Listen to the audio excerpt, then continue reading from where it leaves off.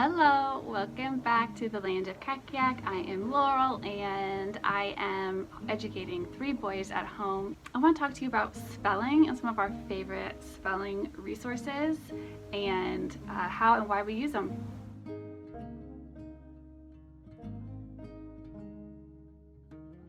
First, I'm just going to show you what I'm going to show you.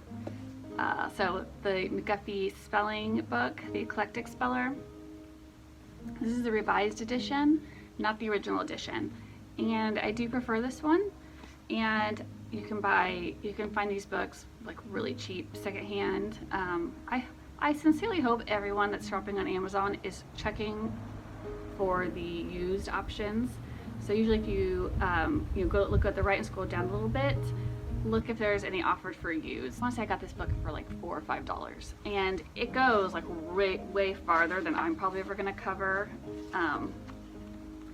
But this is what I base our curriculum around. I'll show you a little bit more, but let's look at some other stuff we use. So I guess I'll back up a little bit to like phonics. I do use my RC phonics cards. I just use the ones I printed out at home for quite a while, but I just really wanted the good ones, and so I finally broke down and bought them, and I think they were like $20, and I should have just bought them to begin with, but whatever. And then I use Karen's phonics flashcard lesson plan guide, and I just printed off my own. I did buy the Epson printer, and I use it like every day, and if you guys would like to see like a detailed review of that printer, since it is the recommended printer for the Robinson curriculum, because it's our curriculum is so printing intensive, leave me a comment, say printer or something in the comments, and I'll make you a video if that's something people would like to see up close. So I did print this off, and I just kind of got an idea, and then I kind of blend it with my own program, my own ABCs program, and but I think this is a good place to start if you're building, kind of starting at the beginning. It's a good place to start with this, and you can make tweaks as you see fit. So let's say your kids have gone through their phonics program, they've done flashcards. We used How to Read in 100 Easy Lessons, and then we go on to the McGuffey readers, and I've talked about that a bit. And then, reading and writing. So, because we're focusing on handwriting and forming the letters, and then on copy work. And then I do choose to specifically start teaching spelling as like a subtopic of writing. So I think, reading and spelling, they go hand in hand, but there's a difference between, what's the words? So reading is decoding and spelling is encoding, like you're coming up with it yourself if you know how to put the phonics together and the rules and stuff. And it's harder than reading. So like our spelling lists, our spelling words are always much, they seem much simpler than what their reading level is, but it's easier to read than to spell. So off of this, I came up with packets, and I've made 6, and I've just made my own spelling lists, and I sell these like in case somebody wanted something that's just already pre-formatted for them, and all I get to do is I just print out a bunch of them. I keep improving these, I've improved them several times, and I'm liking them really well with how I've got them tweaked now, because we're trying to progress in their ability, but in understanding of English and English spelling, but also their independence. So I do have to sit down and do a bit of hand holding at the beginning, but the goal is I'm teaching them how and where to find the answers that they're looking for to complete the tasks in here. And so now, I really don't have to do much with my 6th grader. I don't have to do much. And I wish I would have been doing this program with him earlier, but I would say it took us a year of working this program, and he's pretty much completely independent now. And I just check in with him, here and there. Usually I like to check in on the first day just to see if he's picking up the patterns and stuff. And I have him, I'll show you. it's easier just to show you eventually. Okay, but the other thing I'm going to show you is I actually did buy a second set of flashcards. I liked them because they were bigger and they had both the big and the little letter on them. And these are made by Mont Media, and they do, I understand why they give them the small letter, because that's what you're mostly going to see lowercase letters, right? That's like the most often. But so like this one, let's compare the A cards. Like maybe you only wanted to buy one set of flashcards. So this is the RC one, it's got the A, and then it says at the back it's got the A, and it's got a short A, you know, as in cat, you know. It's got the long A as in navy. It's got the, it's like, I'm looking in my, I don't know, is it backwards to you guys? It's backwards to me.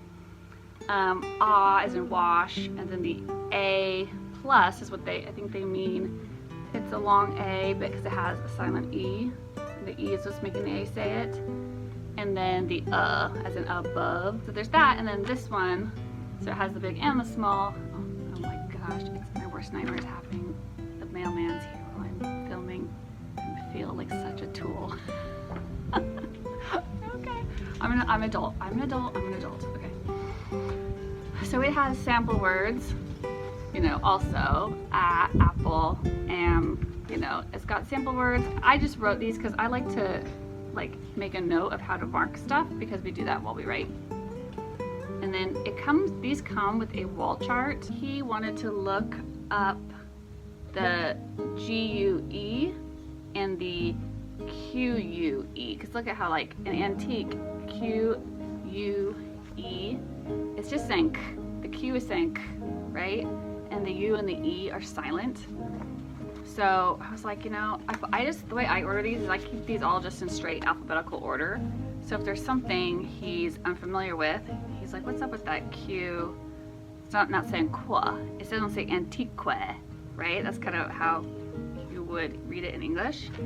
And QU, that says K, right? So, and they give you sample words if you're not sure. Look, and they've got conquer, mosque, antique. The word was actually in there. Mosquito, right? And it tells you to, you know, refer to the wall chart, but also says ABC's page 215, right? And it also gives us a note on it. It says, this phonogram, where used to represent the sound of K, is found in words of French and Spanish origin.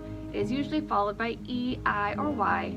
The exceptions are liqueur and it's key, but it's spelled Q-U-A-Y. So we could kind of say, oh, so these are all maybe words. You start seeing what was McGuffey, why was he grouping these together like this? That these are of foreign origin, so they don't follow English spelling patterns, but they are English enough, like we use them enough, or they've morphed enough to be considered English. And so let's look at page 215, where it says, in foreign words, QU sounds like K. These are French spellings. Words of this kind are English enough to be included in the Hannah listing, but many of their letter sounds reflect their French origin. The French use QU for the same purpose we use the letter K, to spell a hard C sound before E, I, or Y. Notice that the UEs at the end of these words are silent. Notice also that in conquest, the QU has taken on the normal English pronunciation. 40 words have QU standing like K in the English lexicon. So it gives you so this will save them headaches from like trying to rack their brain or trying to like scour the English spelling rules to figure out why is QUE sounding like a K, and you're not going to find it. You're going to waste a ton of time because it's not in the English spelling rules. So I love this book for that reason. It'll just give that's why. So also, you know, French I believe is another Latin-based language.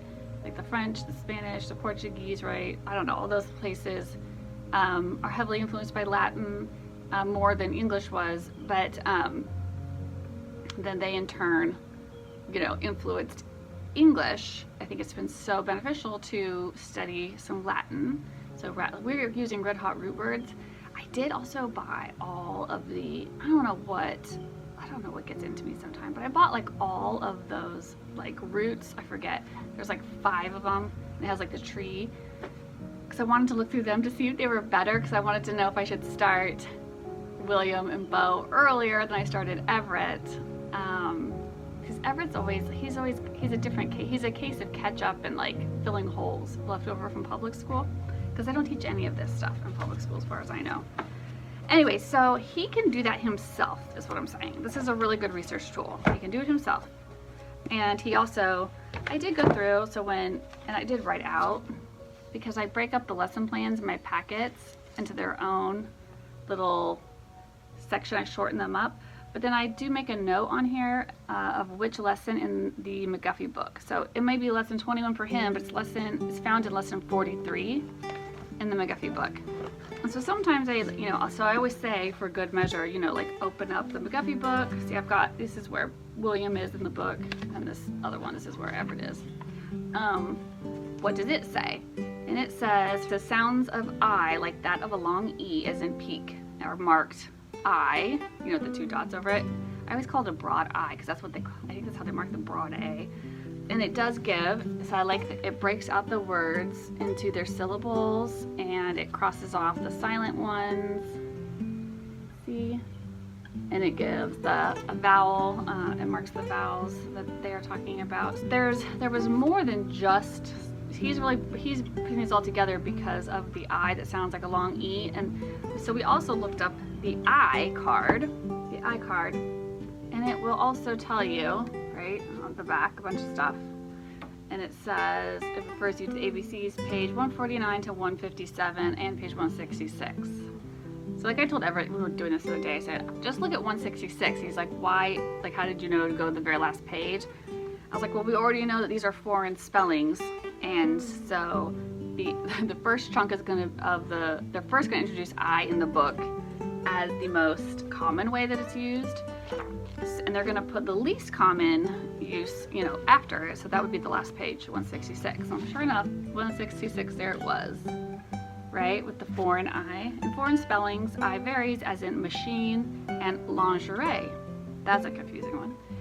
And it gives then you can see if your words fit, and it gave you different patterns with that I, that different families that fall into it. So we were in the I, blank E. A bunch of these words were actually in the McGuffey. I'm wondering if when they wrote this, if they used the McGuffey reader to pull words from, because they've got those of some of our words from our list just right in there, right? They've got policeman, magazine, submarine, antique, fatigue, peak. Those were all words that were in our spelling list.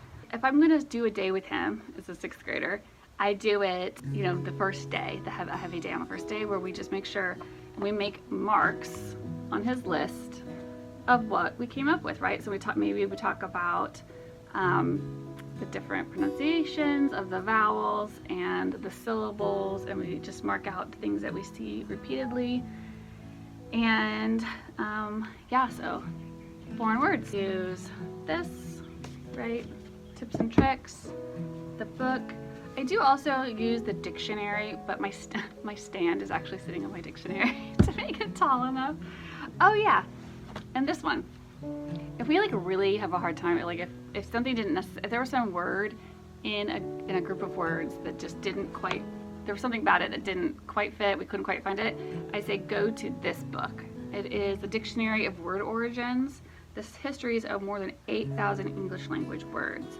So let's say the word peak, because that would kind of fit in. Let's say we didn't have these other books, but we had this one, right? So I would go to peak. I bet you it's going to be in here. Pinnacle. This is peak, and then it says see pick. Okay. All right. I guess I'll go back to pick. Go back. P-I. I like having this for our vocabulary too. Pick. English has two distinct words, pick. The verb, which originally meant pierce, a sense which survives in pick holes in, appears to come via Old French, I'm going to say it wrong, piquer, from a vulgar Latin picere, prick, pierce, picket, which originally meant pointed stake. It probably derived from the same source. Its modern sense, guard, which emerged in the 18th century, comes from the practice of soldiers tying their horses to stakes. Pique is a slightly later borrowing from French. Pick, sharp implements such as toothpick, is probably related to Old English. Pick, P-I-C, pointed object. Source of English pike, which means like a spear. It also lies behind English peak, P-E-A-K. In view of their close semantic similarities, it seems likely that the two picks share a common ancestor, which was no doubt responsible also for Old French, I can't say it, P-I-C-O-I-S, I don't know, I'm not a French speaker, pick, which means pickaxe, altered in English under the influence of axe to pickaxe. So they also related, like picket, pique, yeah, like P-I-Q-U, pique your interest. I always think of pique your interest. I think maybe it means like poke it. I don't know. Peak, pike. Anyways, so I think this is a good also to have for your vocabulary words, to little background, and it really helps you start like making a mental, I love their descriptions. I start building a mental, I can see what they're explaining to me and I'm associating it with the word. So it's like I get like a visual and almost like an embodied feeling about this written word. Anyway, so I just use those are some of the tools I use, right? These books. And I keep these like all the time in the center of our homeschool table. And you grab these things like, I mean, almost daily.